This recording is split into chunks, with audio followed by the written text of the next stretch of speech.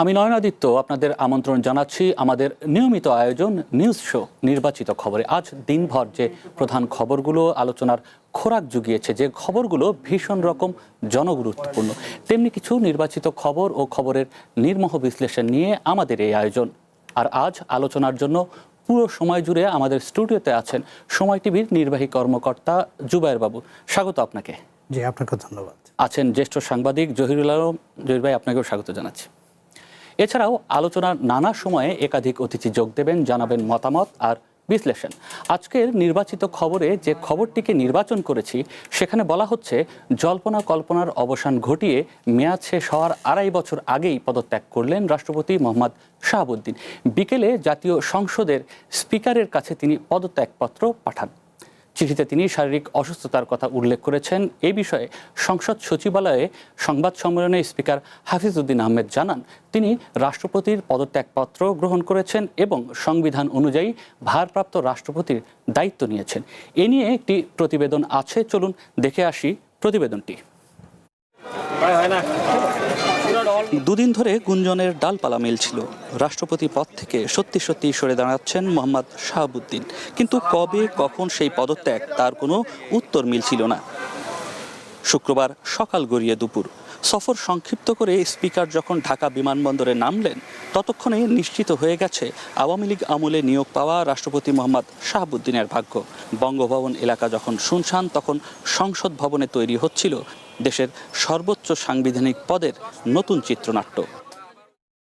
বিকেল 4টা নাগাদ নিশ্চিত খবর আসে, পদত্যাগ করছেন রাষ্ট্রপতি। 1 পৃষ্ঠার লিখিত পদত্যাগপত্র, সোয়া 3 বছরের দায়িত্বের অবসান, যেখানে পদত্যাগের কারণ হিসেবে শারীরিক ও মানসিক নানা সমস্যার কথা উল্লেখ করেছেন শাহাবুদ্দিন। পদত্যাগপত্রে তিনি রাষ্ট্রপতি হিসেবে দায়িত্ব গ্রহণ, ছাত্র জনতার অভ্যুত্থানে আওয়ামী লীগ সরকারের পতন ও নতুন রাজনৈতিক বাস্তবতার কথা উল্লেখ করেন। তিনি দাবি করেন, নিজের দৃঢ় ভূমিকার কারণে দেশে কোনো সাংবিধানিক বিপর্যয় ঘটেনি। এরপর সংবাদ সম্মেলন করে রাষ্ট্রপতির পদত্যাগের বিষয়টি নিশ্চিত করেন জাতীয় সংসদের স্পিকার হাফিজউদ্দিন আহমেদ। জানান, পদত্যাগপত্র গ্রহণের সাথে সাথে সংবিধান অনুযায়ী তিনি অস্থায়ী রাষ্ট্রপতির দায়িত্ব গ্রহণ করেছেন। মহামান্য রাষ্ট্রপতি জনাব মোহাম্মদ শাহাবুদ্দিন তার স্বাক্ষরযুক্ত পদত্যাগপত্র আজ 24শে জুলাই 2026 9 শ্রাবণ 1433 তারিখে রোজ শুক্রবার অপরাহ্ন 5:01 আমার নিকট পদত্যাগপত্র দাখিল করেছেন। ফলশ্রুতিতে সংবিধানের 54 অনুচ্ছেদ অনুযায়ী আমি রাষ্ট্রপতির দায়িত্ব গ্রহণ করেছি। পদত্যাগপত্রটি আমি গ্রহণ করেছি এবং জাতীয় সংসদ সচিবালয়ের রেকর্ডে সংরক্ষণ এবং প্রয়োজনীয় প্রশাসনিক কার্যক্রম গ্রহণের জন্য নির্দেশ প্রদান করা হলো। রাষ্ট্রপতির পদত্যাগের রাজনীতির ধোঁয়াশা কেটে গেছে বলে মন্তব্য করেন হাফিজউদ্দিন আহমেদ। বিষয়টি নিয়ে সব পক্ষকে সংযত আচরণ করার আহ্বান জানান তিনি। বাংলাদেশের রাষ্ট্রপতির পদত্যাগ একটি গুরুতর ঘটনা। এর সাথে দেশের ভালো মন্দও জড়িত। রাষ্ট্রপতি একজন মানুষ, তিনি অসুস্থ হতেই পারেন এবং তিনি রোগেরও নাম প্রকাশ করেছেন, লিখিতভাবে জানিয়েছেন তিনি কি রোগে ভুগছেন এবং মাঝে মাঝে তিনি অচেতন হয়ে পড়েন। এর জন্য ডাক্তারের সার্টিফিকেটের কোনো প্রয়োজন নাই, যিনি যেখানে নিজেই এটি দাবি করেছেন। সুতরাং আমরা আশা করি এই পদত্যাগের ফলে সকল ধোঁয়াশা পরিষ্কার হলো, কোনো ধরনের বিশৃঙ্খলা বা কোনো ধরনের বিরূপ মনোভাব কিংবা কনফিউশন যাতে এইসব ব্যাপারে না ঘটে। রাষ্ট্রপতি পদত্যাগের আগেও রাষ্ট্রপতিরা পদত্যাগ করেছেন বিভিন্ন কারণে। রাষ্ট্রপতির পদ থেকে সরে গেলেও মোহাম্মদ শাহাবুদ্দিনের ভবিষ্যৎ এখনো অনিশ্চিত। 22তম রাষ্ট্রপতির পদ থেকে মোহাম্মদ শাহাবুদ্দিন পদত্যাগের মধ্যে দিয়ে দুটি প্রশ্ন সামনে এসেছে। আওয়ামী লীগ আমলে নিয়োগ পাওয়া মোহাম্মদ শাহাবুদ্দিন বিচারের মুখোমুখি হবেন কিনা। এনসিপি এরই মধ্যে তার বিচারের দাবি করেছে। অন্যদিকে বিএনপি নতুন রাষ্ট্রপতি হিসেবে কাকে নির্বাচিত করবে, সেটিও বড় প্রশ্ন। নয়নাদিত্য, ওয়ান নিউজ, ঢাকা। এই বিষয়গুলো নিয়েই আসলে আলোচনা করতে চাই এবং শুরুতে আলোচনা করতে চাই, রাষ্ট্রপতি তো পদত্যাগ করলেন, এটি কি আসলেই হবার ছিল, নাকি এই পদত্যাগ না করলে অভিশংসনের যে কথাটি আমরা শুনি বিভিন্ন সময়, সেই ধরনের পরিস্থিতিও তৈরি হতে পারত। জহিরুল আলম, যদি আপনি একটু ব্যাখ্যা করেন। না, আমার মনে হয় যে অভিশংসন হওয়ার মতো তো কোনো পরিস্থিতি নাই, কারণ রাষ্ট্রপতি was very much in compliance with the constitutional continuity, এবং নতুন যে সরকার এসছেন, নতুন সরকারের সঙ্গে তার ইমিডিয়েট কোনো বিরোধ বা কোনো ধরনের কনফ্লিক্ট অফ ইন্টারেস্ট দেখা যায়নি। ওনাকে ঘিরে নানা বিতর্ক আপনার 5ই আগস্টের পর থেকেই ছিল, কিন্তু যেটা আমরা লক্ষ্য করেছি যে এক ধরনের কি বল কনস্টিটিউশনাল কম্পালশন অথবা কনস্টিটিউশনাল প্র্যাগমেটিজম, সেটা বাংলাদেশের রাজনৈতিক নেতৃত্ব যেভাবেই হোক আমি মনে করি তারা সেটা অনুসরণ করেছে। এর মধ্যে ভিন্ন মত ছিল যে ওনাকে রেখে এই পলিটিক্যাল জার্নি অথবা এই ট্রানজিশনটা হওয়া উচিত কি উচিত না, সেটা নিয়ে বিতর্ক হয়েছে, লম্বা বিতর্ক হয়েছে, অস্থিরতা হয়েছে, মতপার্থক্যও ছিল। কিন্তু আমি মনে করি যে আমাদের ওভারঅল রাজনৈতিক নেতৃত্ব এক ধরনের প্র্যাগমেটিজম দেখিয়েছে। ওটাকে কনস্টিটিউশনাল একটা কি বলা যায় ট্রান্সফরমেশনাল টুল হিসেবে বলা যেতে পারে, যে রাষ্ট্রপতি তার ধারাবাহিকতা বজায় রেখেছেন। নতুন সরকারের সময় উনি ছিলেন, উনি পার্লামেন্টে বক্তব্য রেখেছেন, এবং আমি ভিজিবলি কোনো কি বলবো যে ওনার কোনো নন কমপ্লায়েন্স দেখি নাই। রাষ্ট্রপতি হিসেবে উনি রাষ্ট্রের শীর্ষ কর্মকর্তা বা সরকার রাষ্ট্রপ্রধান হিসেবে উনি দায়িত্ব পালন করেছেন। তো এটাকে একটা স্বাভাবিক ঘটনা এক দৃষ্টিতে দেখা যেতে পারে। আমি যদি কিন্তু মানে জুবাইর বাবু ভাই আপনার কাছে যদি জিজ্ঞেস করি যে এটি আসলে স্বাভাবিক ঘটনাই কিনা, আসলে পদত্যাগটি আসলে অবধারিতই ছিল? না, বিষয়টা আসলে ওইভাবে আমি দেখছি না। সেটা হচ্ছে যে আপনি জানেন যে এরকম একটা সিচুয়েশনে একটা মানুষ যদি মনে করে আমি অসুস্থ এবং তার ট্রিটমেন্টের প্রয়োজন, সেই স্বাধীনতা তো তার আছে।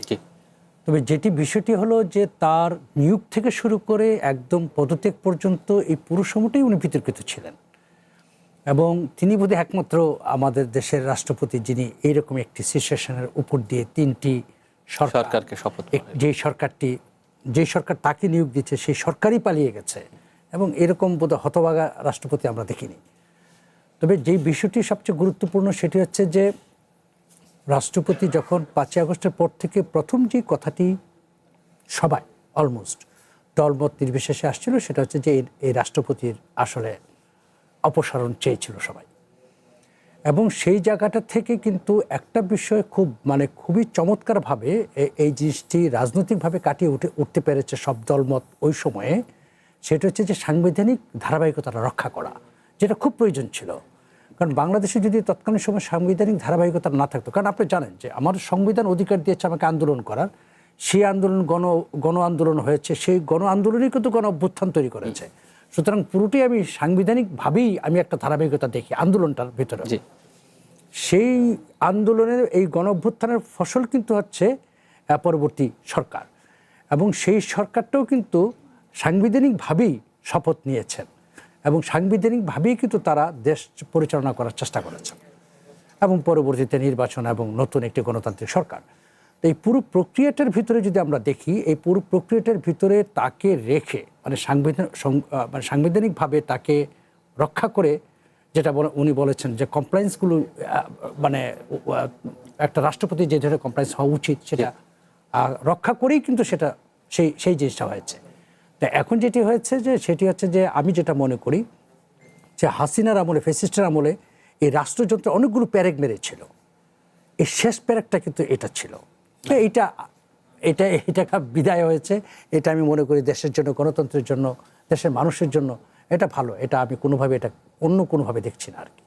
এর বাইরে যদি যে বিষয়টি আমি একটু কথা বলতে চাই, যেমনটি আপনি আলোচনার মধ্যে বলছিলেন যে সব রাজনৈতিক দল আসলে রাষ্ট্রপতিকে রাখতে চেয়েছে, কিন্তু আমরা অতীতে দেখেছি যে বিশেষ করে অন্তর্বর্তীকালীন সরকারের সময় এবং এই সরকার আসবার পরেও জামায়াত এবং এনসিপির ছাত্রদের যে রাজনৈতিক সংগঠন, তাদের কিন্তু একটি দাবি ছিল যে এই রাষ্ট্রপতিকে পদত্যাগ করানো, তাদেরকে সেই জায়গাটাতে আমি এবং আমরা যেটি দেখেছি এবং বারবারই যেটি বলা হয়েছে যে সাংবিধানিক যে সংকটের কথা বলা হয়েছে, সাংবিধানিক শূন্যতা তৈরি হবে, সেই জায়গা থেকে বিএনপি অনেকটাই নীরব ভূমিকায় ছিল যে পদত্যাগটি চায়নি। তারা নির্বাচন চেয়েছে, নির্বাচনের আগে এই ধরনের সাংবিধানিক শূন্যতা তৈরি না হোক। এখন নির্বাচনের 5 মাস পর এসে যখন এই যে পদত্যাগ করলো, এর পেছনে কি শুধুই শারীরিক সমস্যা নাকি এর পেছনে রাজনৈতিক চাপ আছে বলে? আমি একটু আগের কথাটা বলতে চাই, সেটা হচ্ছে যে আপনি একটা জিনিস একটু যদি ভালো করে লক্ষ্য করেন যে এনসিপি যেটি সদ্য ভূমিষ্ঠ একটি দল, আর পাশাপাশি হচ্ছে জামাত, এই দলেরও কিন্তু অভিজ্ঞতা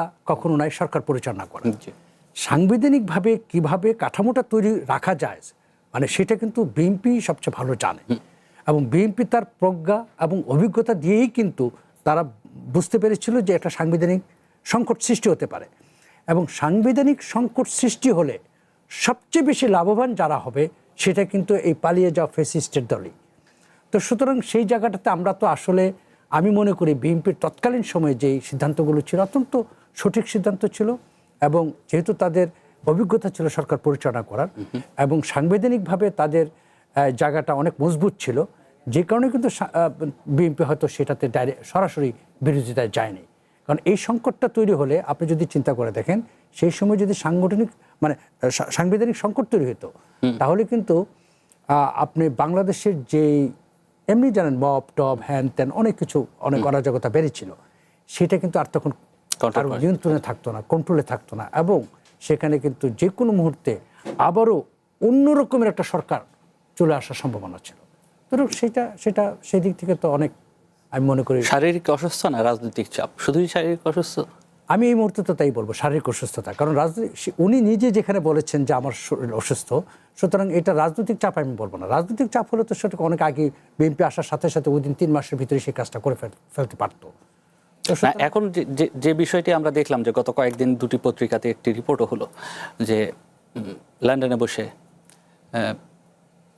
শেখ হাসিনার সঙ্গে কথা বলেছেন, এবং তারপর এই গুঞ্জনটা কিন্তু আসলো। জহির ভাই, আপনার কাছে কি মনে হয় যে এটি শারীরিক সমস্যা না রাজনৈতিক চাপও এখানে দেখেন? দেখেন যে রাজনীতিতে মানে কৌশল থাকাটা তো কোনো অস্বাভাবিক কিছু নয়, এবং এই যে বিএনপি এখন এমন এক সময়ে এই ঘটনাটি ঘটলো, এবং এখানকার যে রাজনৈতিক ভাষা, যে এই পদত্যাগের যে একটা রাজনৈতিক ভাষা যেটা আপনি ট্রান্সলেট করার চেষ্টা করছেন বা নানা ধরনের একটা ব্যাখ্যা নেওয়ার চেষ্টা করছেন, হ্যাঁ এটা যদি ধরেও নিই আমরা যে এর মধ্যে কৌশল আছে, এর মধ্যে ভবিষ্যতে রাজনৈতিক বার্তা আছে, তারপরেও কিন্তু দেখেন একটা একটা ধারাবাহিক মানে যে একটা নিয়মতান্ত্রিক একটা প্রসেস ফলো করা হয়েছে। তো এটা যদি ফলো করা হয়, সেটাই তো আমাদের এখনকার রাজনীতির কাঙ্ক্ষিত ব্যাপার। আমরা নানা ধরনের টার্বুলেন্সের মধ্যে দিয়ে গেছি। এখন একটা সময় আসছে যখন যারা ওনাকে বিদায় করতে চেয়েছেন, ওনাকে ওই পদে রাখতে চান নাই, এটা কিন্তু ব্যক্তিকেন্দ্রিক সমস্যা না। বাংলাদেশে রাষ্ট্রপতি কিংবা ক্ষমতার কেন্দ্রে যারা থাকেন, এটা কোনো ব্যক্তি না, এটা একটা প্রাতিষ্ঠানিক সংকট, আমাদের রাজনীতির একটা কোর সংকট, তাই না? ওইটাকে যদি আপনি শুধু শাহাবুদ্দিন চুপ্পু সাহেবকে সামনে রেখে আলোচনা করেন তাহলে হবে না।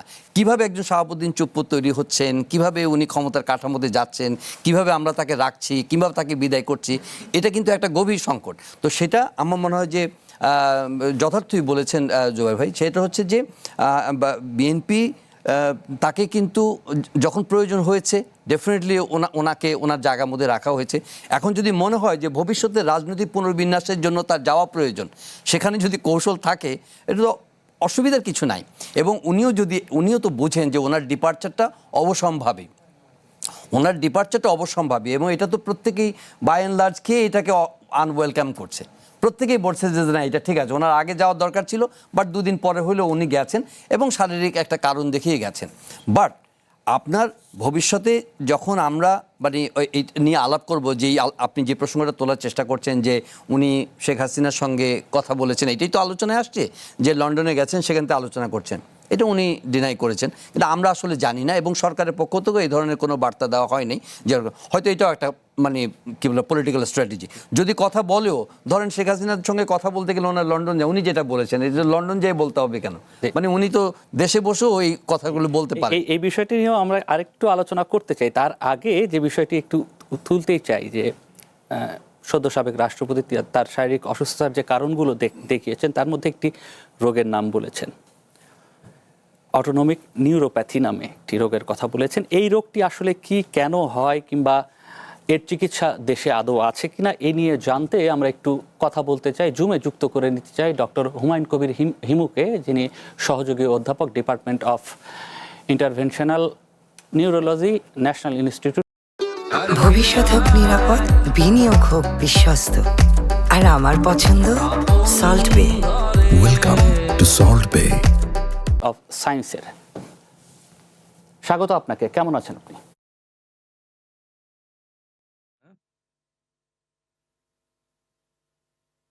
হিমু, আপনি কি শুনতে পাচ্ছেন?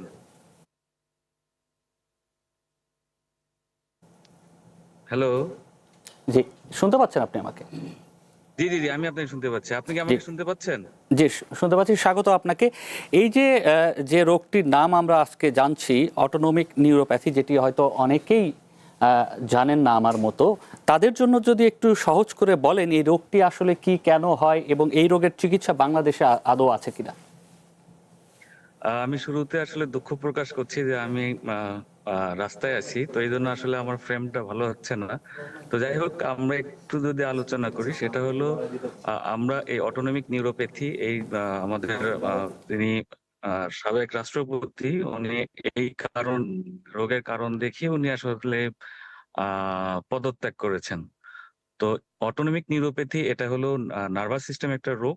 যদি আমরা নার্ভাস সিস্টেমকে আমরা যদি ভাগ করতে পারি, খুব সিম্পলি আমরা দুইটা ভাবে ভাগ করা যায়।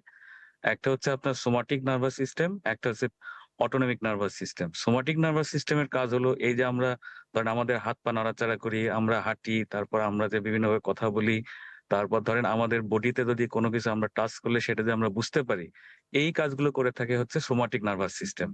আর অটোনমিক নার্ভাস সিস্টেম এটা একটু আমরা বলি one kind of auto pilot system টাইপের, মানে আমাদের বডিতে অটোমেটিক কিছু কাজ চলতে থাকে। এই কাজগুলো আমরা হয়তোবা ওইভাবে বুঝতে পারি না, কিন্তু কাজগুলো হচ্ছে। যেমন আমরা যদি বলি, যেমন আমাদের হার্টবিট, এটা সবসময় হার্টবিট হচ্ছে, তারপর আমাদের যে প্রেশার আছে এটা আপনার সবসময় মেইনটেইন হচ্ছে, আমাদের যে রেসপিরেশন আছে এটা মেইনটেইন হচ্ছে, তারপর আমরা যে খাবার খাই এই খাবারটা যে হজম হয় এগুলো কিন্তু সবসময় মেইনটেইন হচ্ছে। এই যে মেইনটেইন, যেটা আমরা বুঝতেও পারি না কখনো, এবং কিন্তু বডি কিন্তু এটা মেইনটেইন ঠিক মতো করতেছে, এইটার কাজ হলো অটোনমিক নার্ভাস সিস্টেম। তো অটোনমিক নার্ভাস সিস্টেম এটার যে নিউরোপ্যাথি হয়, মানে যদি কোনো কারণে অটোনমিক নার্ভাস সিস্টেমে সমস্যা হয়, সেটাকে আমরা বলি অটোনমিক নিউরোপ্যাথি। তো অটোনমিক নিউরোপ্যাথির অনেকগুলো কারণ আছে। এর মধ্যে আপনার সবচেয়ে ইম্পর্টেন্ট যে কারণ সেটা হচ্ছে ডায়াবেটিস। এবং শাহাবুদ্দিন সাহেব ওনার যেটা ছিল যে ওনার আসলে কিন্তু উনি যে অনেকগুলো এর সাথে অনেকগুলো কারণ দেখাইছেন, যে ওনার ডায়াবেটিস আছে, ওনার হৃদরোগ আছে, ওনার কিডনির সমস্যা আছে। তো সবগুলো মিলায় যত তার ডায়াবেটিস দীর্ঘদিন, এই কারণে তার যে নার্ভাস সিস্টেমের উপর ডায়াবেটিসের আপনার খারাপ প্রভাব সবচেয়ে বেশি পড়ে। এই জন্য তার যেহেতু অটোনমিক নার্ভাস সিস্টেমে তার ডায়াবেটিসের কারণে যে প্রভাব পড়েছে, এইটার জন্য অটোনমিক নিউরোপ্যাথি হয়। তো অটোনমিক নিউরোপ্যাথিতে কি হয় আসলে, উনি এই কারণটা দেখে পদত্যাগ করলেন? কারণ হলো অটোনমিক নার্ভাস সিস্টেম সবচেয়ে ভালো কাজ করে হচ্ছে আপনার হার্টের উপর। যেমন আমাদের যে একটা ব্লাড প্রেশার, এটা যখন যে আমরা কন্টিনিউয়াস কিন্তু মেইনটেইন হয়, তো এই ব্লাড প্রেশারটা মেইনটেইন করে কিন্তু অটোনমিক নার্ভাস সিস্টেম। আমাদের যে হৃদস্পন্দন, এটা কিন্তু কন্টিনিউয়াসলি মেইনটেইন হয়, এটা কিন্তু আমরা বুঝতেও পারি না, এটা মেইনটেইন করে অটোনমিক নার্ভাস সিস্টেম। তো হার্টের উপর সবচেয়ে গুরুত্বপূর্ণ কাজ হলো অটোনমিক নার্ভাস সিস্টেমের। তো দেখা যায় যদি অটোনমিক নিউরোপ্যাথি হয়, তো আপনার হার্টের যে ফাংশন গুলো আছে এগুলো অনেকটা ডিসঅর্গানাইজড করে দেয়। মানে আমাদের যে ব্লাড প্রেশার সবসময় যেটা মেইনটেইন হয়, এই ব্লাড প্রেশারটা কিন্তু আপনার ঠিক মতো মেইনটেইন হবে না। তার মানে দেখা যাবে কোনো সময় হয়তো হঠাৎ করে প্রেশার বেড়ে যাচ্ছে, অথবা হঠাৎ করে প্রেশার কমে যাচ্ছে। এবং উনি যেটা বলছেন যে উনি মাঝে মাঝে অজ্ঞান হয়ে পড়ে যান, এটা আসলে তার অটোনমিক নার্ভাস সিস্টেম, এটা তার হার্টের উপর যে খারাপ প্রভাব আছে, সেই প্রভাবটার কারণেই উনি কিন্তু হঠাৎ করে তার প্রেশার অনেক কমে যায়, কমে গিয়ে উনি মাথা ঘুরে উনি পড়ে যেতে পারেন। আবার অটোনমিক নার্ভাসের আমাদের যে হৃদস্পন্দন যেটা আছে, এই হৃদস্পন্দন কিন্তু আপনার ঠিকভাবে মেইনটেইন হয় না। হয়তো সে অনেক বেশি হৃদস্পন্দন করে ফেলে, অথবা অনেক কম হৃদস্পন্দন করে। তো যদি অনেক কম হৃদস্পন্দন হয়, তাহলেও কিন্তু তার এই হঠাৎ করে উনি অজ্ঞান হয়ে পড়ে যেতে পারেন। আবার অটোনমিক নার্ভাসে আরো কিছু কাজ আছে, যেমন এটা আপনার ধরেন আপনাদের খাবার হজম। বাংলাদেশে আছে নাকি বাইরেই করতে হয়?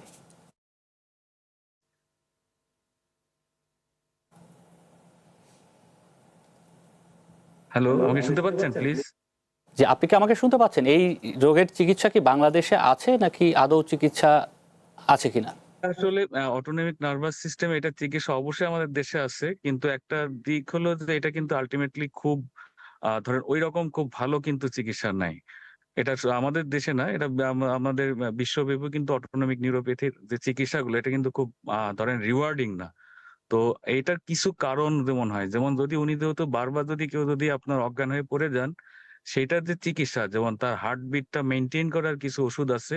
এই ওষুধগুলা বিদেশেও যেমন সম্ভব, আমাদের দেশেও সম্ভব। তার মানে এই অটোনমিক নিউরোপ্যাথির কারণে যে সমস্ত কমপ্লিকেশন গুলো হয়, এগুলো কিন্তু আমাদের চিকিৎসা পসিবল, এবং এটাতে একদম এমন কোনো ওষুধ নাই যেটা আমাদের দেশে বা বিশ্বে কোথাও যেটা দিলে উনি পুরোপুরি অটোনমিক নিউরোপ্যাথি থেকে পুরোপুরি তো ভালো হবে। পরিষ্কার হয়ে গেছি। ধন্যবাদ আপনাকে এত রাতে আমাদের সঙ্গে যুক্ত হবার জন্য। দর্শক, ফিরছি ছোট্ট একটি বিরতির পর। ভবিষ্যৎ হোক নিরাপদ, বিনিয়োগ হোক বিশ্বস্ত, আর আমার পছন্দ সল্ট বে। Welcome to Salt Bay.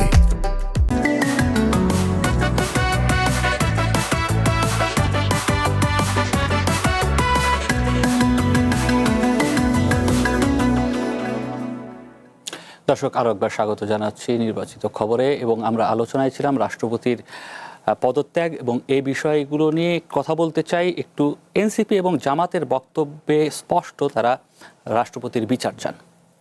বিচার কি সম্ভব কিনা তার সেই প্রশ্নের উত্তর যাওয়ার আগে আমি একটু বলে রাখি যে সংবিধানের 51 অনুচ্ছেদে বলা হয়েছে রাষ্ট্রপতি তার দায়িত্ব, আমি যদি কোড আনকোড করেই বলি, রাষ্ট্রপতি তাহার দায়িত্ব পালন করিতে গিয়া কিংবা অনুরূপ বিবেচনায় কোনো কার্য করিয়া থাকিলে বা না করিয়া থাকিলে সেজন্য তাহাকে কোনো আদালতে জবাবদিহি করিতে হইবে না। এটি হচ্ছে এর বাইরে আমি এই প্রসঙ্গটি নিয়েই সদ্য বিদায়ী যিনি রাষ্ট্রপতি শাহাবুদ্দিন চুপ্পু, তার সঙ্গে আমি কথা বলেছি, ফোনে ইন্টারভিউ নেওয়ার চেষ্টা করেছি, সাক্ষাৎকার নেওয়ার চেষ্টা করেছি, সেটিও একটি শুনে আসতে চাই। অসত্য, ওইটা জি, ভিত্তিহীন, কল্পনা প্রসূত, বেসলেস, কনকক্টেড। এটা ও কোনো বুঝি না যে এটা how dare think like this. Sir, কেমন করে এটা চিন্তা করতে পারে, এটার সাথে কেমন করে একটা মানুষকে এভাবে মেলাইন করতে পারে। পৃথিবীটা এখন এত ছোট যে পৃথিবীর যে কোনো প্রান্ত থেকে কানেক্ট করা যায়। বাংলাদেশ থেকে কি দিল্লি কথা বলা যায় না? তাহলে আমাকে লন্ডন যেতে হবে? স্যার, এটা অবান্তর, অবান্তর, অবান্তর। স্যার, এটার সাথে পদত্যাগের কোনো সম্পর্ক আছে কি স্যার? না না, এটার সাথে কি সম্পর্ক? এটা তো শুনলাম আমি এই যে পরশুদিন ওই আমার দেশের ইয়ে থেকে, নিউজ থেকে, পরশুদিন না গতকাল। আর আপনি সিদ্ধান্ত নিয়েছেন কবে স্যার? সিদ্ধান্ত তো আমি প্রায় 7-8 দিন থেকেই চিন্তা করছিলাম। আছি মোটামুটি, ভালো না, জি, শারীরিকভাবে অসুস্থ। পদত্যাগ যেটি পত্র জমা দিয়েছেন আমরা দেখেছি, সেখানে আপনি শারীরিক অসুস্থতার কথা উল্লেখ করেছেন। এখন পরবর্তী পরিকল্পনা কি স্যার আপনার, আর কারণটা কি শারীরিকই ছিল? পরবর্তী পরিকল্পনা চিকিৎসা করা, উন্নত চিকিৎসা করা দেশে এবং বিদেশে, প্রথমে এইটা। আর স্যার, এটি কি শারীরিক কারণেই পদত্যাগ করলেন স্যার, না পলিটিক্যাল কোনো? অবশ্যই অবশ্যই অবশ্যই শারীরিক কারণেই। এনসিপির পক্ষ থেকে বলা হচ্ছে যে আপনার বিচারের দাবিতে আপনার জুলাই আন্দোলন। দূর, এগুলা বাদ দেন, এগুলা পাত্তা দিই না। এগুলা চিন্তা করে কি লাভ বলেন? ওটা তো বলতেই থাকবে। আজকে কে বলছে নাকি? এটা তো আমার পার্লামেন্টে যেদিন ভাষণ দিছে ওই দিনও বলছে, এবং 5ই আগস্টের পর থেকেই বলছে। আবার আমার হাত দিয়ে শপথ নিছে, আমি নিয়োগ দিছি, আমি উপদেষ্টা বানাইছি। তারপরে উপদেষ্টার পরে তার 1 মাস 1.5 মাস পরে এসে আমার সঙ্গে দেখা করে গেছে, আমার প্রশংসা করে গেছে। এখন বললে কি করব? কারো মুখ তো বন্ধ করা যায় না। বা কিসের বিচার করবে? কিসের বিচার করবে? আর্টিকেল 51 অফ দি কনস্টিটিউশনে পড়ে যায়, দেখুক। স্যার, আপনি বলছিলেন চিকিৎসার জন্য দেশে এবং দেশের বাইরে, এর মধ্যে দেশের বাইরে যাওয়ার পরিকল্পনা আছে কি স্যার? আছে, একটু মাথাটা একটু সুস্থতা আসুক, 10-12 দিন দেখা যাক। জি স্যার, থ্যাংক ইউ স্যার। আমরা বক্তব্য শুনছিলাম, একই সঙ্গে শাহাবুদ্দিন চুপ্পু তিনি তার শারীরিক অসুস্থতা এবং নানা বিষয়ে আমরা জানবার চেষ্টা করছিলাম। এখন যদি এই যে আজকেও আমরা দেখলাম এনসিপি এবং জামাতের পক্ষ থেকে বিচারের দাবি করা হচ্ছে, তাহলে সংবিধানের 51 অনুচ্ছেদ এবং এনসিপি জামাতের যে দাবি, এই দুটিকে সমন্বিত করতে গেলে তার মানে কি আমাদের সংবিধান পরিবর্তন করতে হবে, সংশোধন করতে হবে? বিষয়টি কি এইরকম? না, বিষয়টা হচ্ছে যে আপনি যেটা বলেছেন আর্টিকেল 51, যেটা সংবিধানে 51-এ, তো অফকোর্স এটা একটা সেফগার্ড ফর লাইক প্রেসিডেন্ট আর এই জাতীয় ইয়াগুলোকে। তো সেখানে মানে ওইটা আলোচনা না, যে আমরা যদি বলি যে তাদের যে এই দাবিগুলো, এখন দাবিটা ধরেন উনি যখন প্রেসিডেন্ট ছিলেন এবং ওনার কাছ থেকে শপথ নিয়ে তারা কিন্তু নাহিদ বলেন, আসিফ বলেন, তারা কিন্তু আপনার হয়েছে, উপদেষ্টা হয়েছে, তখন কিন্তু কোনো সমস্যা হয়নি। এখন ব্যাপার হচ্ছে যে বিষয়টা এরকম, 3 বার কবুল করে আপনি বিয়ে করলেন, বিয়ে করার পর পরের দিন বলেন যেটা তো আমার বউ না, ওটা ভাবি। তো এই যে বিষয়টা, এটা তাদের যদি এই পরিমাণেই যদি বিষয়টাতে ওনারা মনে করতেন যে না, এই রাষ্ট্রপতি আমরা চাই না, তাহলে তো ওনারা এই শপথটাই নিতেন না যে আমরা অন্য কারো, আপনার সুপ্রিম কোর্ট মানে আমাদের প্রধান বিচারপতির কাছে আমরা শপথ নিতাম। এখন এই বিষয় বলে তো লাভ নেই। তবে হ্যাঁ, এটা ঠিক আছে, যেমন ধরেন এই সময়কালে উনি নিয়োগ পাওয়ার পর থেকে এই পর্যন্ত ওনার কোনো আছে কিনা, কোনো অপরাধ আছে কিনা, সেটা আপনি বিবেচনায় আনতে পারেন, বা আপনি সেটা নিয়ে কথা বলতে পারেন। উনি কোনো সেই রকম কোনো মানে অফেন্স করেছে কিনা, সেটা আপনি আলোচনা আনতে পারেন। ওনার অতীতের অনেক ব্যাপার নিয়ে কিন্তু আমাদের অভিযোগ আছে। আপনি জানেন যে ওনার যে আপনার বিভিন্ন দেশের কি বলে রেসিডেন্সি থেকে আরম্ভ করে কিছু অভিযোগ আছে ওনার বিরুদ্ধে, হোয়াট এভার। এখন যেটা হচ্ছে যে উনি যতদিন দায়িত্ব পালন করেছেন সেই সময়টাতে সেইভাবে কিন্তু আমরা জানি না কোনো অপরাধ ওনার আছে কিনা। এখন অপরাধী যদি থাকে, তাহলে সেই অপরাধীর কাছে আপনারাই কিন্তু শপথ নিয়েছেন। তো সুতরাং আমি তাদের এই যে যুক্তিগুলো, আমি মনে করি না এটা ধূপে টিকবে আসলে আলটিমেটলি, এবং সেটা দিয়ে আসলে বাংলাদেশের কোনো মঙ্গল হবে না। মানে আমি যদি দেশের যেই সংস্কারের কথা বলি, বাংলাদেশকে এগিয়ে নিয়ে যাওয়ার কথা বলি, বাংলাদেশের জন্য সবাই কাজ করতে চায়, এরকম একটা মনোভাব নিয়ে যদি আমি কথাগুলো বলি, তাহলে তাদের এই যে দাবি বা এই ধরনের কথা, এটা কিন্তু রাজনৈতিক বক্তব্য হতে পারে, কিন্তু বাংলাদেশের যে সংস্কারের কথা বলি বা বাংলাদেশকে এগিয়ে নিয়ে যাওয়ার কথা বলি, সেই জায়গাতে কিন্তু এগুলো ধূপে টিকবে না।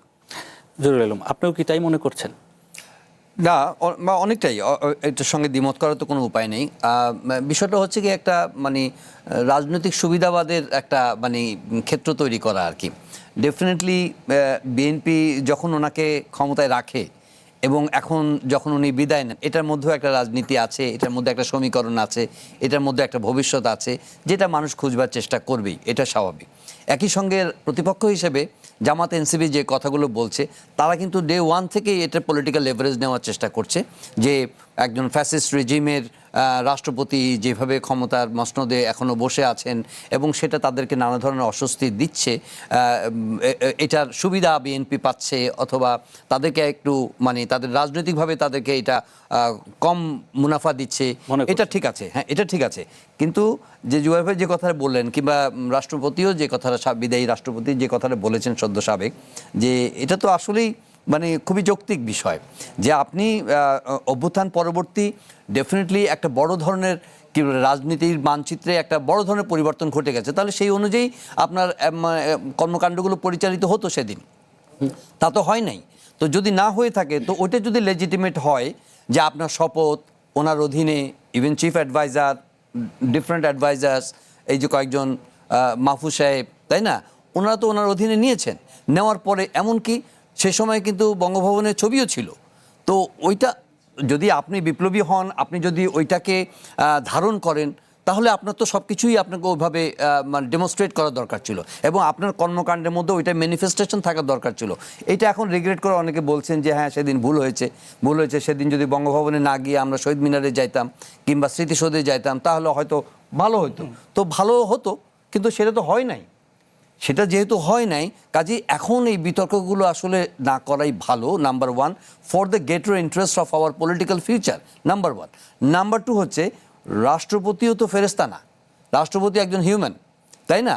উনি ক্ষমতায় থেকে কিংবা ক্ষমতায় আসার আগে যদি ওনার কোনো ফৌজদারি অপরাধ থেকে থাকে, কনস্টিটিউশন ওনাকে কতটা প্রোটেকশন দিচ্ছে, আপনি যেটা করলেন উনিও সেটা মনে করছেন যে না ঠিক আছে, কিন্তু যদি কোনো ফৌজদারি অপরাধ থাকে ওনার প্রি অ্যাজাম্পশন অফিস মানে বঙ্গভবনের ক্ষমতা গ্রহণের, সেটাও বিবেচনায় আসতে পারে।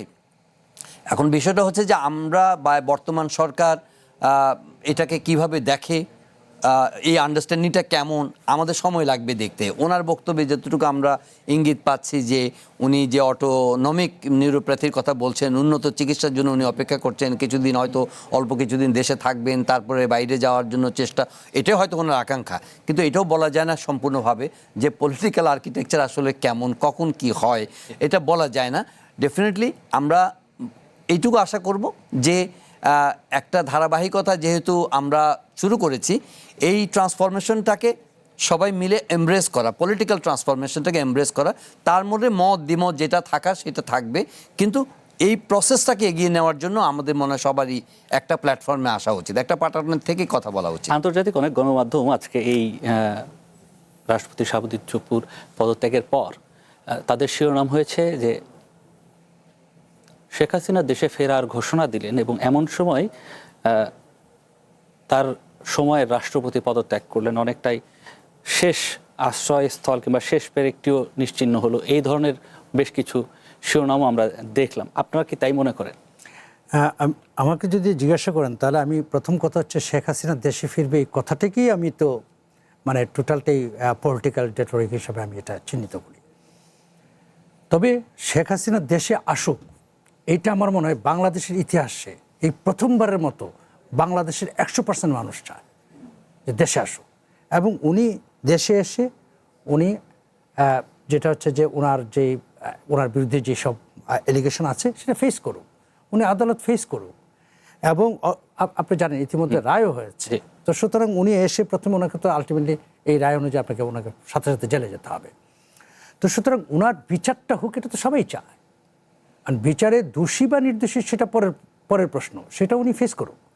এবং যেটা হচ্ছে যে আমরা বাংলাদেশের সাধারণ মানুষ কি চাই, যে প্রতিটা মানুষের বিচারের নিশ্চয়তা, আমি যদি সাধারণ নাগরিক হিসাবে বলি যে প্রতিটা মানুষ যেন তার বিচারের নিশ্চয়তাটা পায়।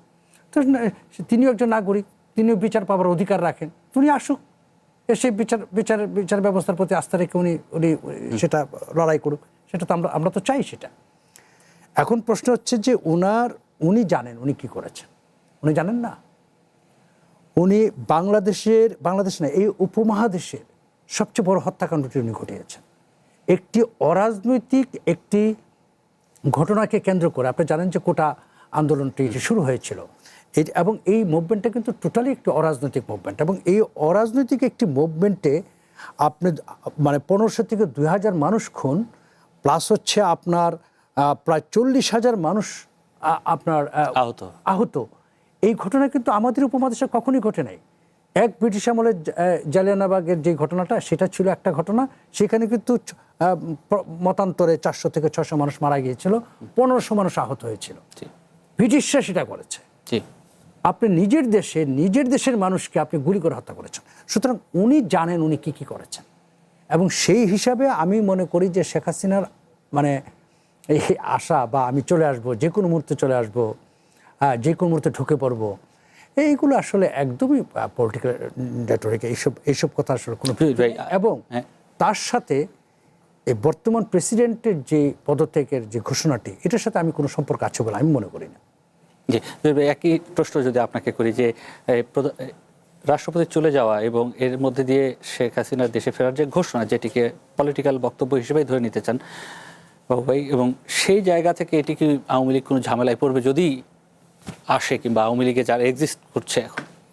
না, আওয়ামী লীগের ঝামেলা তো সেটা তো মানে একেবারেই মানে পরের ব্যাপার, আওয়ামী লীগ কি ঝামেলায় পড়বে। কিন্তু বিষয়টা হচ্ছে যে রাজনৈতিক যে আপনি যেই ক্লুটা দিলেন, সেটা হচ্ছে যে আমাদের এখানে কিন্তু অনেক পলিটিক্যাল গসিপ আছে, কিন্তু তো এটা এরকম আলোচনা আছে যে সরকারের মধ্যে একটা অস্বস্তি তৈরি হয়েছে, যে শেখ হাসিনা যখন ফেরার একটা ঘোষণা দিলেন ঠিক এই সময়ে রাষ্ট্রপতিকে নিয়ে একটা আলোচনা, যে লন্ডন থেকে উনি ওনার সঙ্গে একটা যোগাযোগ করছেন, একটা বিশ্বাস ভঙ্গের ব্যাপার বা ইত্যাদি ইত্যাদি, এই গসিপটা আছে।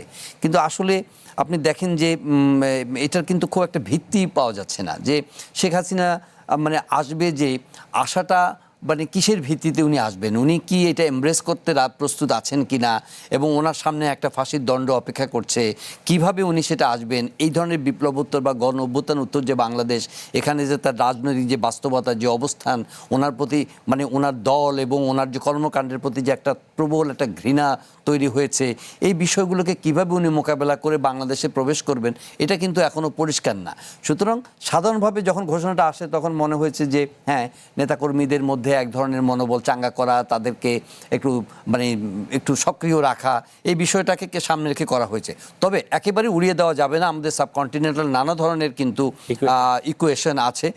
বিশেষ করে আমাদের প্রতিবেশী যখন ভারতের মতো একটা বৃহৎ, যাদের নানা ধরনের মানে আধিপত্যবাদী মনোভাবের শিকার আমরা বাংলাদেশ হয়েছি নানা ক্ষেত্রে, সেটা পলিটিক্যালি হয়েছি, জিও স্ট্র্যাটেজিক্যালি হয়েছি, সেটা আমাদের ইকোনমিক্যালি হয়েছি, মানে মাইন্ডসেটের দিক থেকে আমরা হয়েছি।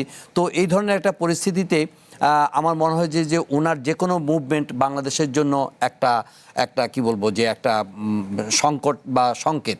সুতরাং ওইটাকে সামনে রেখেও যদি সরকার প্রস্তুতি নেয়, চিন্তা করে এবং কিভাবে এটাকে কনফ্রন্ট করবে, কিভাবে তার বিষয়গুলোকে ডিল করবে, আমার মনে হয় যে সেটা একটা স্বাভাবিক প্রশাসনিক এবং রাজনৈতিক চিন্তা। এই আলোচনার মধ্যে আরেকবার ফিরতে চাই, তার আগে ছোট্ট একটি বিরতিতে যেতে হচ্ছে। দর্শক, ফিরছি ছোট্ট একটি বিরতির পর।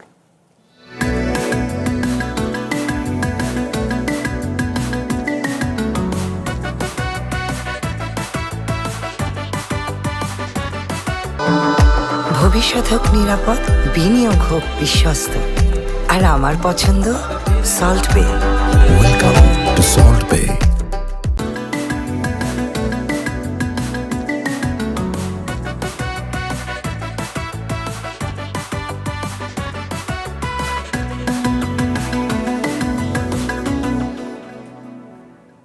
দর্শক, আরও একবার স্বাগত জানাচ্ছি নির্বাচিত খবরে। বিদেশে বসে দলের নেতারা কমিটি করছেন, আর দেশে যারা আছেন তারা সেই কমিটি থেকে পদত্যাগ করছেন। কার্যক্রম নিষিদ্ধ আওয়ামী লীগের বর্তমান অবস্থা এমনই। বেশ কিছুদিন ধরে দেশব্যাপী বিভিন্ন জেলা ও থানা কমিটি ফেসবুকে ঘোষণা দেওয়ার পর ফেসবুকেই স্ট্যাটাস দিয়ে পদত্যাগ করছেন দেশে থাকা নেতাকর্মীরা। তাদের দাবি, কোনো ধরনের যোগাযোগ ও আলোচনা ছাড়াই বিদেশে বসে শীর্ষ নেতারা এই কমিটি দিয়ে তাদের বিপদে ফেলছে। একটি প্রতিবেদন আছে, একটু দেখে আসি। একসময় যে দলটির নেতা হবার জন্য লাখ লাখ টাকার বাণিজ্য হতো, কমিটি দেয়া নিয়ে হতো খুনোখুনি, সেই দলের নেতা হতে চান না এখন অনেকেই। কার্যক্রম নিষিদ্ধ আওয়ামী লীগের এখন এমন দুরবস্থা যে ফেসবুকে বিভিন্ন থানা কমিটি ঘোষণার পরই সেই কমিটির আহ্বায়ক থেকে শুরু করে বেশিরভাগ নেতাই তা প্রত্যাখ্যান করছেন। ভারতে থাকা দলটির সভাপতি শেখ হাসিনা ডিসেম্বরের মধ্যেই দেশে ফেরার ঘোষণা দিয়েছেন। এরপর থেকেই বিভিন্ন জেলা, থানা, বিশ্ববিদ্যালয়ের আওয়ামী লীগ, ছাত্রলীগ সহ অঙ্গ ও সহযোগী সংগঠনগুলোর কমিটি ঘোষণা শুরু করেছে দলটি। এই কার্যক্রম মূলত চালানো হচ্ছে ভারত থেকে, আর কমিটির তালিকা প্রকাশ করা হচ্ছে সামাজিক মাধ্যমে। যেসব কমিটির অনেকেই তাদের নাম প্রত্যাহার বা পদত্যাগ করেছেন। সামাজিক মাধ্যমে এমন কমিটির ঘোষণায় বিরূপ মন্তব্য করেছেন দলটির নেতারা, বিশেষ করে যারা দেশে অবস্থান করছেন। অনেকেই বলছেন পরামর্শ না করে কমিটিতে নাম দেয়া হয়েছে। সম্প্রতি আওয়ামী লীগ নেতা জাহাঙ্গীর কবির নানকের এলাকা শেরেবাংলা নগর থানা আওয়ামী লীগের আহ্বায়ক কমিটি ঘোষণা করা হয় দলটির ভেরিফাইড বিভিন্ন সামাজিক মাধ্যমে। ওই কমিটির ভারপ্রাপ্ত আহ্বায়ক হিসেবে গাজী মান্নানের নাম ঘোষণা করা হয়।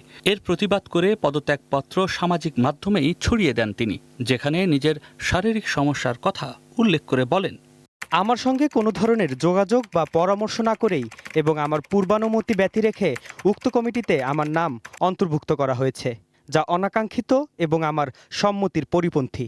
ওই কমিটিতে মুজাহিদ মিয়াকে সদস্য হিসেবে নাম প্রকাশ করা হয়েছে। এরপর তিনি প্রতিবাদ লিপি ও পদত্যাগপত্র দেন, যেখানে নিজেকে অসুস্থ উল্লেখ করে বলেন, উক্ত কমিটি গঠনের বিষয়ে আমাকে কোনো প্রকার অবহিতকরণ এবং আমার সাথে আলোচনা করা হয়নি এবং আমার সম্মতিও নেওয়া হয়নি।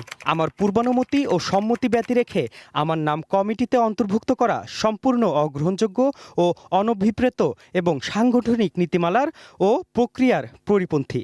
একই কমিটির যুগ্ম সাধারণ সম্পাদক করা হয় সুমন আহমেদকে। তিনিও লিখেন, উক্ত কমিটি গঠনের বিষয়ে আমাকে কোনো প্রকার অবহিত করা হয়নি, আমার সঙ্গে কোনো আলোচনা করা হয়নি এবং আমার সম্মতি গ্রহণ করা হয়নি। একইভাবে ওই কমিটির যুগ্ম আহ্বায়ক মোহাম্মদ আলী জানান, কারো উপর রাগ বা অভিমান না রেখে সংগঠনের প্রতি পূর্ণ সম্মান রেখে আমি স্বেচ্ছায় এই নবগঠিত কমিটি থেকে অব্যাহতি বা পদত্যাগ করছি। নাম প্রকাশ না করার শর্তে এমন কমিটিতে থাকা অনেকেই ক্ষুব্ধ প্রতিক্রিয়া জানান। দেশের বাইরে থাকা কেন্দ্রীয় নেতারা সামাজিক মাধ্যমে কমিটি ঘোষণা করে দেশে থাকা নেতাকর্মীদের বিপদে ফেলছে। বিদেশে আরাম আয়েশে থাকা নেতারা এসব করে দেশে টিকে থাকা নেতাকর্মীদের নতুন করে ঝুঁকির মধ্যে ফেলছে বলেও দাবি তাদের। নন আদিত্য, ওয়ান নিউজ, ঢাকা। আসলে কি এর পেছনের কারণ কি শুধুই নিরাপত্তাহীনতা, নাকি আমরা যদি দেখি সাংগঠনিক কার্যক্রম যখন স্থবির হয়ে যায় তখন এক ধরনের অনাস্থা তৈরি হয় নেতাকর্মীদের মধ্যে, তার বহিঃপ্রকাশ? বাবু ভাই, আপনি যদি। প্রথমত হচ্ছে যে আওয়ামী লীগের কিন্তু কার্যক্রম নিষিদ্ধ, তো সেই হিসেবে কাজটি একটি অবৈধ কাজ। সুতরাং এই একটা অবৈধ কাজের সাথে নেতাকর্মীরা এখন জড়াবে এটা আমি মনে করি না, এবং তারা যেহেতু জানে বিষয়টা এবং তারা অবৈধ কাজ বলছেন এই কারণে যে কার্যক্রম নিষিদ্ধ। এটা নিষিদ্ধ যখন একটা সরকার কর্তৃক, মানে আপনি জানেন যে এটি কোর্টের মাধ্যমে এটি নিষিদ্ধ হয়েছে। তো এরকম একটি নিষিদ্ধ যে কার্যক্রম যেহেতু নিষিদ্ধ, এখন যদি আমি কার্যক্রম করতে চাই, কারণ কমিটি দেওয়া বা এই ধরনের কার্যক্রম তো এটা তো রাজনৈতিক কার্যক্রম, এটা আওতায় পড়ে। সুতরাং এটি একটি নিষিদ্ধ কাজ। সুতরাং নিষিদ্ধ কাজের সাথে তো আসলে কেউ জড়াবে না, কোনো সুস্থ মানুষ জড়াবে না। তো সুতরাং সেই হিসাবে হয়তো সেটা রিঅ্যাক্ট করছে তাদের যারা আছে কর্মী আছেন, তারা রিঅ্যাক্ট করছেন। দ্বিতীয়ত এটি সত্য কথা বলেছেন। দেখুন, আওয়ামী লীগের যারা পালিয়েছে, মানে বাংলাদেশ থেকে যারা পালিয়ে গেছে, এবং এটা বেশি খুব সংখ্যা না, হয়তো লাখ 2 লাখ 3 লাখ এরকম একটা সংখ্যা পালিয়ে গেছে, এবং তারা আসলে ধারণা নেই, কোনো সংখ্যা নেই, সেটার আসলে সুনির্দিষ্ট কোনো ইয়া নেই। কিন্তু যেটি হয়েছে যে যারা পালিয়ে আছেন বিদেশে, তারা কিন্তু খুব আরাম আয়েশে আছেন। আপনি কিছুদিন আগে শুনেছেন বোম্বেতে সবচেয়ে লাক্সারিয়াস ফ্ল্যাটে একজন আওয়ামী লীগ নেতা থাকেন, যেটি মানে অসম্ভব মানে এক্সপেন্সিভ একটি ফ্ল্যাট। এবং যারা অন্যান্য দেশে, ইউরোপে যারা আছেন, তারা বাড়ি কিনছেন, গাড়ি কিনছেন। আমি নিজেই দেখেছি লন্ডনে এক এরকম পালিয়ে আসা নেতার 3টা রেঞ্জ রোভার কার। তো সুতরাং তারা কিন্তু এক ধরনের রাজকীয় লাইফ লিড করছেন, কারণ তারা 17 বছরে বাংলাদেশে যেই পরিমাণ লুটপাট করেছেন এবং যেই পরিমাণ টাকা তারা বিদেশে পাচার করেছেন, সেই টাকাটা এখন তারা উপভোগ করছেন। কিন্তু তৃণমূলের কর্মীদের কথা আপনি চিন্তা করেন, তারা কিন্তু লুটপাট করেনি, তারা কিন্তু এই লুটপাটের সাথে এত জড়িতও ছিল না, এবং তাদের কিন্তু কোথাও যাওয়ারও জায়গা নেই, তাদের সেই স্কোপও নাই যে সে ইউরোপে চলে যাবে, আমেরিকায় চলে যাবে, সেটা তার পক্ষে সম্ভব না।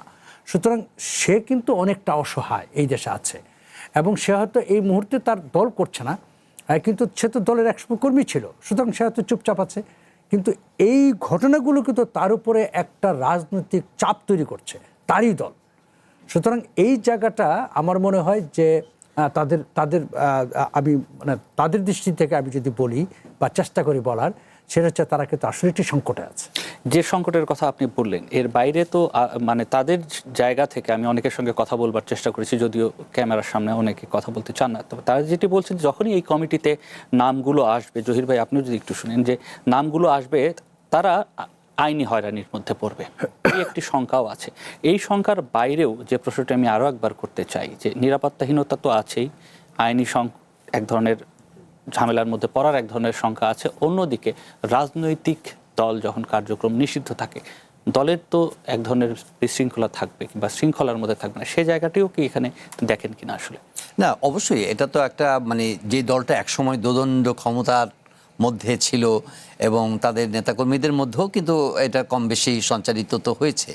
এখন এই অবস্থায় যেখানে তারা এখন যেখানে এসে পৌঁছেছে, সেটা তাদের জন্য মোটো সুখকর না। এখন দেশে নানা ধরনের ঝুঁকি কিন্তু তাদের সামনে রয়েছে। এক ধরনের সমাজে কিন্তু একটা কি বলবো যে মানে তাদের শাসন সম্পর্কে তো একটা ঘৃণা, প্রবল একটা ঘৃণা তৈরি হয়েছে এবং এটা এখন নিজেদেরকে ওই পরিচয়টা দেওয়ার ক্ষেত্রেও কিন্তু একদম সংকোচ, অস্বস্তি তৈরি হয়েছে। ওই লেজিটিমেসিটা তো এখনও আসে নাই। এখন আমরা তো একটু ফরগেটিং নেশন, 2 বছরের মধ্যে অনেক পরিবর্তন দেখেন। জুলাই নিয়েও আপনার আমরা আলোচনা করছি আসলে কোন আকাঙ্ক্ষা নিয়ে আমরা এই পরিবর্তনগুলো চেয়েছিলাম, সেটা কতটা রিয়েলাইজ করতে পেরেছে, সেগুলো একটা প্রশ্নের মুখে। কিন্তু বর্তমানে যে আওয়ামী লীগের মানে কার্যক্রম নিষিদ্ধ যে দল আছে, সেখানে যথার্থই বলেছেন যে বিদেশে যারা চলে গেছেন তারা তো একেবারে কোর ক্ষমতার মানে ভাগটা তারা নিয়েছেন। আর দেশে যারা রয়ে গেছেন এই হয়রানি, এই ধরনের ঝুঁকি, অস্বস্তি এবং জীবনযাপনের যে সংকট, সব কিছু মিলিয়ে তারা সাফার করছেন, তারা কনফ্রন্ট করছেন। সুতরাং আমার মনে হয় না যে এখনই তাদেরকে এইটুকু হয়তো করার চেষ্টা করা হচ্ছে যে দূর থেকে এগুলোকে একটু রিমোট কন্ট্রোলের মাধ্যমে নিয়ন্ত্রণ করা, তাদেরকে হয়তো পদ পদবি দিয়ে মনে করতেছে যে এটা হয়তো দলকে চাঙ্গা রাখা বা মানে সজাগ রাখার চেষ্টা, সক্রিয় রাখার একটা চেষ্টা। কিন্তু এটা কাজ হবে বলে মনে হচ্ছে না। কারণ আপনি দেখেন যে আপনি যে ইন্টারভিউগুলো দিয়ে মানে আমি শুনলাম যে প্রত্যেকের মধ্যে কিন্তু একটা একদম ডিক্লাইনিং ট্রেন্ড।